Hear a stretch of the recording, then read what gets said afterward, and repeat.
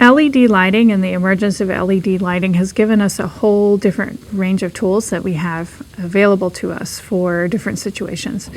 LED lighting is affordable to have it dimmable, whereas the old fluorescent lighting was not.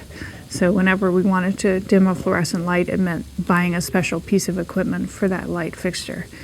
LED lighting is easily dimmable, so what tool that allows us is to be able to control the lighting level in a ward, for example, so that you can cut it down if you want to keep the patients under less bright light when they don't need to be observed or when you want to keep it quiet. So that's one great thing.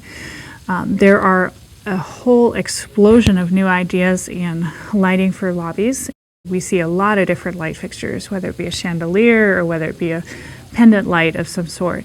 Those types of light fixtures are not always appropriate in back of house spaces because you need to have cleanable light fixtures, but front of house can be a lot of fun to play with.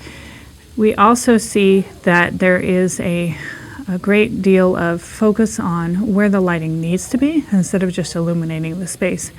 So the little rule of thumb there is task lighting.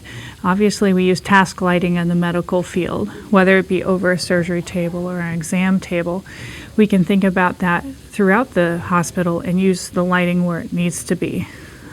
Another great tool is the differential lighting concept.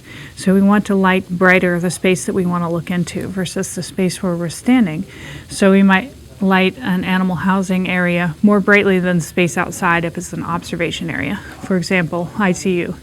That space may be well lit so that you can see it easily from outside a glass window. There are a lot of LED lights that are designed to be 2x4 in shape, and we all know what 2x4 fluorescent light fixtures look like. So there are a lot of hospitals that have older fluorescent lighting. And if they have really old fluorescent lighting, they might have something called mechanical ballast. And basically, the way that you would know that they would have that is you might see the light flickering, or you might hear even the light buzzing. The problem is that animals can also hear that noise, and that noise that occurs in frequencies that they can hear a lot better. And so we think that that type of noise is probably stressful for them, as hearing any buzzing would be stressful for us. So there's a lot of reason to do it, to think about upgrading old light fixtures. And the great thing is there are great 2x4 LED lights on the market that you can simply rewire into the same spots where the old fluorescents were. You probably, depending on the size of the hospital, that will vary quite a bit in terms of budget. What we recommend is that you ask an electrical contractor to give you a price per fixture, or perhaps also a price for the whole project. That way you can decide if you want to relight the exam areas or relight the waiting area next year, and then budget for relighting some other spaces in the years after.